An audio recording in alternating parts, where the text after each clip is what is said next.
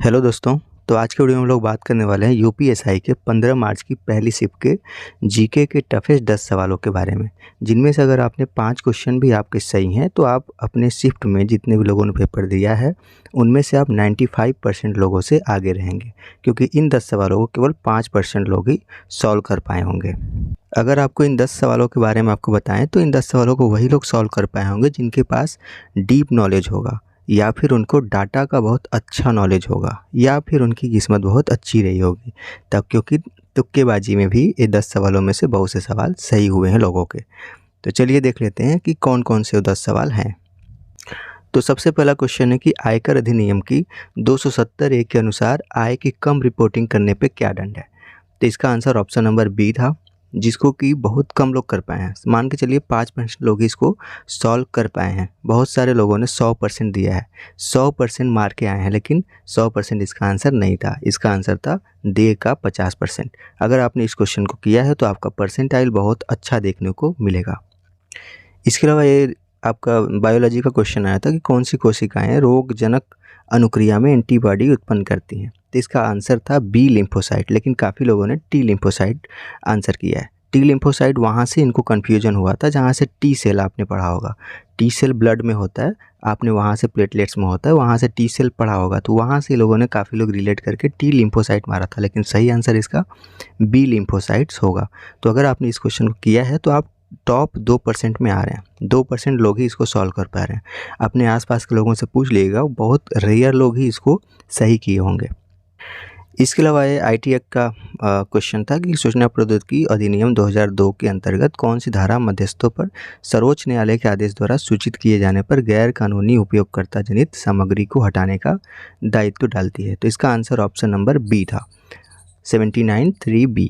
इसका आंसर ये था, लेकिन काफ़ी लोगों ने 66 का 2 मारा है। आप अपने आसपास देख लीजिए, अगर आपने इस क्वेश्चन को सॉल्व किया है तो आप टॉप 5% में आएंगे। आपका परसेंटाइल बहुत अच्छा देखने को मिलेगा। अगर आपका परसेंटाइल बहुत अच्छा है तो आपको नॉर्मलाइजेशन भी जीके में बहुत ही अच्छा मिल रहा है।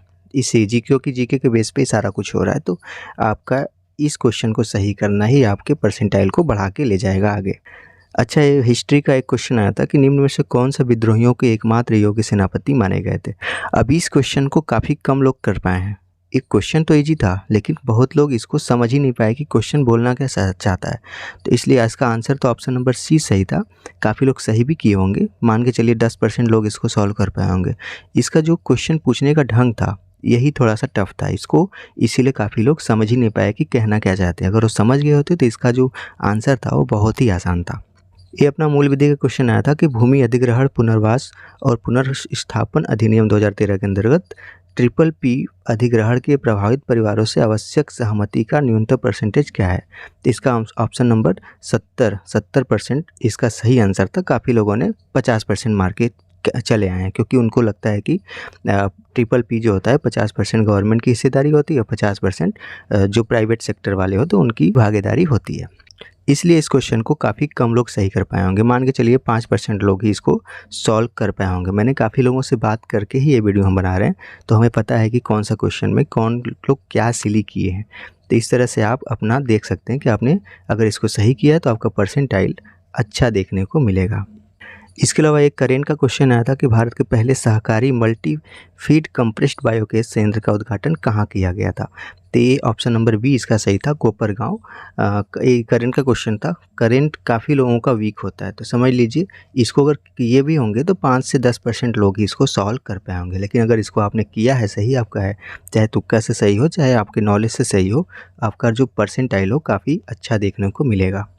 एक कंप्यूटर क्वेश्चन आया था कि मैक एड्रेस को दर्शाने के लिए उपयोग की जाने वाली बीट लंबाई का मान बताओ। तो बीट लंबाई इससे पहले भी जो 2 शिफ्ट हुई थी उसमें आ चुका था क्वेश्चन है, तो इसको काफ़ी लोगों ने तैयार कर लिया था। तो इसको मान के चलिए 10% लोगों ने इसको सॉल्व कर लिया है। इसका answer option number B 48 beats इसका सही आंसर था।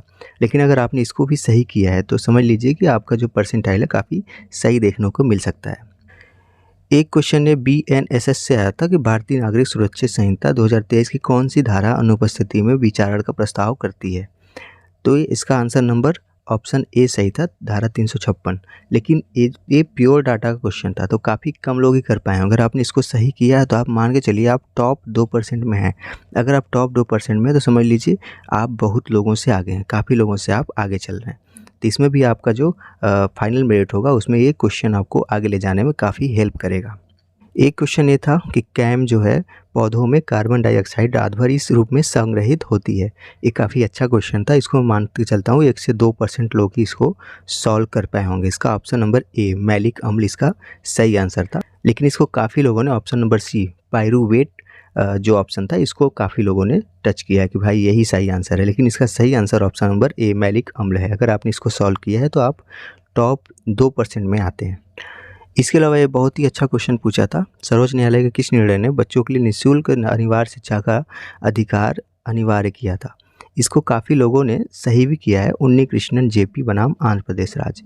लेकिन इसको सॉल्व करने के लिए बहुत घिसना पड़ा होगा, जिन्होंने भी घिसा होगा, मूल विधि को अच्छे से पढ़ा होगा, केवल वही लोग इस क्वेश्चन को सॉल्व कर पाए होंगे। तो इसको मैं मान के चलता हूँ कि टॉप जो 10% है उन्होंने सॉल्व किया होगा। 10% से भी कम को सॉल्व किए होंगे, लेकिन हम 10% इसको मान के चलते हैं क्योंकि ये प्योर डाटा तो नहीं है। लेकिन ये जो अपना थ्योरी है, प्योर थ्योरी जितने भी टीचर पढ़ाएं इसको पढ़ाए हैं, तो थ्योरी में ये आपको देखने को मिल जाएगा। तो यूपीएसआई 15 मार्च की पहली शिफ्ट के जीके के टफेस्ट 10 सवालों का वीडियो कंप्लीट होता है। आपका जो 15 का सेकंड का वीडियो बचा है वो जल्दी ही कंप्लीट कर देंगे। उसके बाद आपका जो 15 की सेकंड में 14 मार्क्स का जो नॉर्मलाइजेशन मैंने बोला था उसका प्रूफ भी आपको दिखा देंगे। तो चलिए मिलते हैं अगले वीडियो में।